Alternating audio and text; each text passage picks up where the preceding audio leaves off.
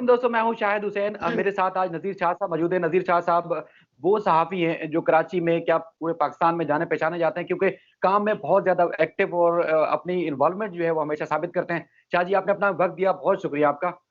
हाँ, बहुत बहुत शुक्रिया इनवाइट करने का। और जर्नलिस्ट जर्नलिस्ट होता है, चाहे पाकिस्तान में हो, शहर में हो या बाहर हो, कहीं पे भी इससे कोई फर्क नहीं पड़ता। हम लोग 24/7 काम करते हैं।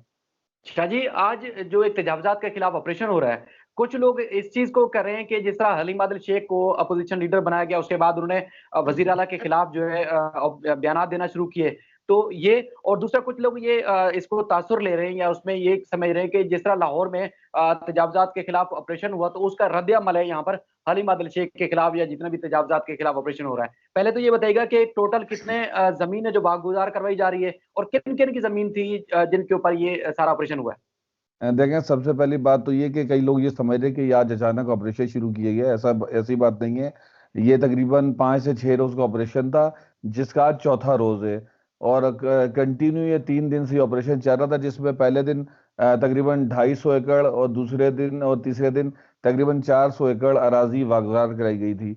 इसके अंदर सिर्फ हलीम आदिल शेख नहीं, बल्कि कराची और सिंध पुलिस के जो आला अफसरान हैं, सियासतदान हैं, मजहबी रहनुमा हैं, बिजनेसमैन हैं, और कई ऐसी शख्सियात हैं जो जाने माने नाम है इस पूरे ना सिर्फ कराची बल्कि पाकिस्तान भर में उनके नाम जाने जाते हैं।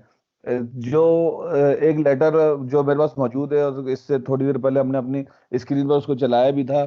तो वो लेटर दिसंबर 2018 में जारी निकाला गया था, जिसकी रूह से जितनी भी 33 साला जमीन, जो 30 साला जमीन वगैरह आती है, नाखलास जमीन होती है, जो सरकारी अराजी होती है, लेकिन वो उस शर्त पर दी जाती है कि आप वहां पर डेयरी या पोल्ट्री फार्मिंग या फिर आप वहां पर कोई भी ज़रूरी काम करते हैं, कोई ऐसा काम करते हैं जिस पर आपका काम तो जारी होता है, लेकिन वो जमीन सरकार की ही रहती है, इसलिए उसे 30 साला जमीन कहा जाता है।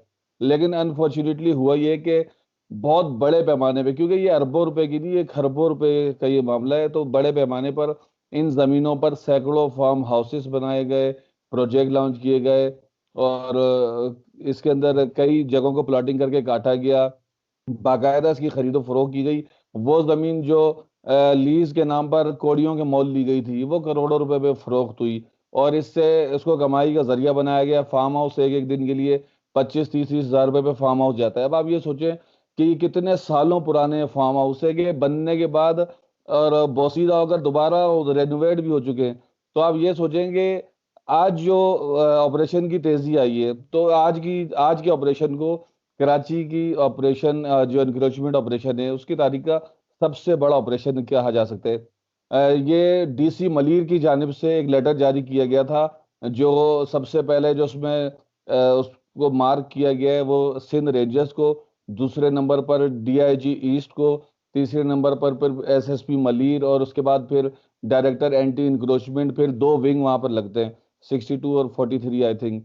तो उन तमाम को आगाह किया गया कि हम इस लेवल का एक ऑपरेशन कर रहे हैं, जिसके अंदर ये दे मेमन है, जिसके अंदर तकरीबन 5 से 6 दे आते हैं, सॉरी, सब डिवीजन दे मेमन कहलाती है, और इसके अंदर 6 या 7 दे आते हैं। उन दे के अंदर ये तमाम फार्म हाउस है, जिसके अंदर आज के दिन 200 से ज्यादा फार्म हाउस मिसमार किए जाने थे, जिसमें एक एसएसपी जो सिंध पुलिस के लतीफ सिद्दीकी का फार्म हाउस मिसमार किया गया, एक बिजनेसमैन का मिसमार किया गया, और 2 से 3 जिसमें हलीम आदिल शेख और उनके रिश्तेदारों के फार्म हाउसेस थे, उनको मिसमार किया गया है।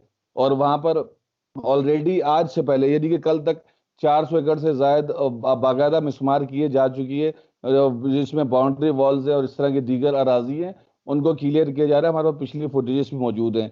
अब इसको सियासी तनाजुर में अगर देखा जाए, तो चूंकि मैं पॉलिटिकल रिपोर्टर नहीं हूँ, मैं वो बात बता सकता हूँ कि ये जो बिल्कुल स्ट्रेट फॉरवर्ड बात है, जो मेरे सामने चीजें हैं, कि वो लेटर मेरे पास मौजूद है जो इन्होंने इन तमाम इदारों को लिखा। मेरे पास वो लेटर भी मौजूद है जो 2018 दिसंबर का था, जिसके अंदर इन तमाम जमीनों को कैंसिल कर दिया गया था, और ये दोबारा से सरकारी उसमें आ गई थी। इसमें कई एकड़ों पर बड़े बड़े ऐसे जिस तरह आप ये समझे वाटर पार्क्स भी इसके अंदर आते हैं, जिनसे करोड़ों रुपए ऑलरेडी ये लोग कमा चुके हैं, करोड़ों रुपए।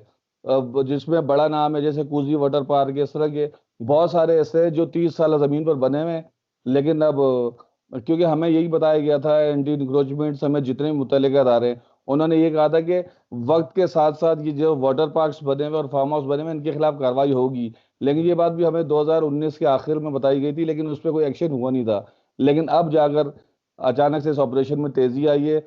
अब चाहे उसको सियासी तनाजुर में देखा जाए या कोई और प्रेशर देखा जाए, लेकिन अब ये जमीनें वागजार करने का अमल जारी है। अच्छा जी, कराची में भी सुप्रीम कोर्ट ने भी जिस तरह हुक्म दिया हुआ है, कराची में पब्लिक पार्क्स हैं, इसके अलावा प्ले ग्राउंड्स हैं, रफाई प्लाट्स हैं, आपको पता है कि मुकम्मल तौर पर कब्जा हो गया है। तो लोगों का ये तासुर है, वो तासुर लेते हैं कि कराची में तो शहर के अंदर तो इस तरह तेजी नहीं दिखाई जाती, सुप्रीम कोर्ट के अहकामात भी हों तो उस पर अमल दरामद नहीं किया जाता, तो फिर वहां क्यों? दूसरा शाह जी, अभी जो है कुछ देर पहले की इतलात है कि हलीम बादल शेख साहब गए और उसके बाद अपने कारकुन ले गए, उन्होंने पथराव किया और उसके बाद फिर ऑपरेशन रुकवा दिया गया है। क्या उनके खिलाफ एक कानूनी कार्रवाई होगी इस मामले पे? देखिए, सबसे आपका जो पहला सवाल है उसके जवाब में मैं ये बताऊंगा कि कराची वो बदनसीब शहर रहा है जो पूरे पाकिस्तान का 60 से 70% रेवेन्यू जनरेट करता है, जिससे पूरे मुल्क का निज़ाम चलता है।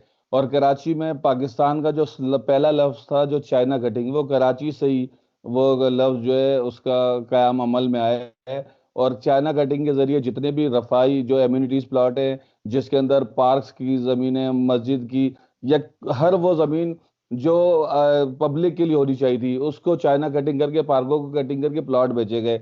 आहिस्ता आहिस्ता कहीं ना कहीं जब प्रेशर आता है तो उन जमीनों पर भी काम होता है। इस वक्त जो कराची में सबसे ज्यादा जो ऑपरेशन जो चल रहा है वो फुटपाथें क्लियर करने के लिए, जिसके अंदर बाकायदा मुतल्लिका इदारों ने पुलिस से भी मदद मांगी और एडिशनल कराची ने तमाम एसएचओ को हुक्म दिया कि जितने भी फुटपाथ हैं और इस तरह की जगह उनको खाली करा जाए, उनको क्लियर करा जाए। और अब ट्रैफिक पुलिस भी उस ऑपरेशन में शामिल है।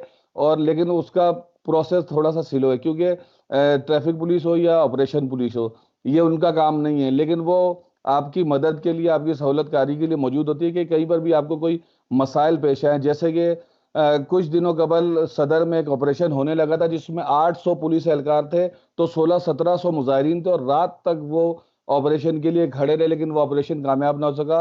और अब बदकिस्मती से वो भी मुअत्तल कर दिया गया, आपको भी उसका पता होगा। दूसरे सवाल का जवाब ये कि जहाँ पर नक्स अमन का खतरा दरपेश हो या फिर इस तरह के मामला पेश आ जाए, मशीनरी सरकारी थी, उसके शीशे तोड़े गए।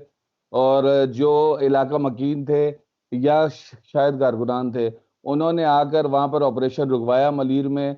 और फुटेजेस में देखा जा सकता है कि जो बंदा बिल्डोजर पर या शावल पर बैठा हुआ उसको उतार कर थप्पड़ों से मारा गया और पुलिस एहलकार वहां से भाग खड़े हुए। तो यकीनन ये एक अफेंस है और इसका मुकदमा बनता है। और जहां तक मेरा अंदाजा है एज अ क्राइम रिपोर्टर, इसका मुकदमा भी दर्ज किया जाएगा, जो यकीनन हलीम आदिल शेख समेत नामालूम अफराद को इसमें नामजद किया जा सकता है। जो जो फुटेज में नजर आएंगे उनके खिलाफ कार्रवाई हो सकती है। जी। शाह जी, आपने अपना कीमती वक्त दिया, आपका बहुत शुक्रिया। क्योंकि यहाँ पर हम देख रहे हैं कि हलीम आदिल शेख का जो दावा है वो कहते हैं 99 साल की उनके पास लीज है और हुकूमत सिंध की जानिब से जो कार्रवाई की गई वो गैर कानूनी है। लेकिन सिंध हुकूमत का यही कहना है, जिस तरह आप फरमा रहे हैं कि लीज खत्म कर दी गई है, इसलिए प्लान के तहत जो है वो ऑपरेशन किया गया, इस तरह जिस तरह पूरे शहर में या दूसरे लोगों के खिलाफ भी किया जा रहा है। उम्मीद करते हैं कि जो भी होगा वो आवाम की और कौम की बेहतरी के लिए होगा। ये असल हकायक थे जो नज़ीर शाह साहब की ज़बानी हमने लोगों को बताने की कोशिश की। शाह जी, आपका एक बार फिर शुक्रिया।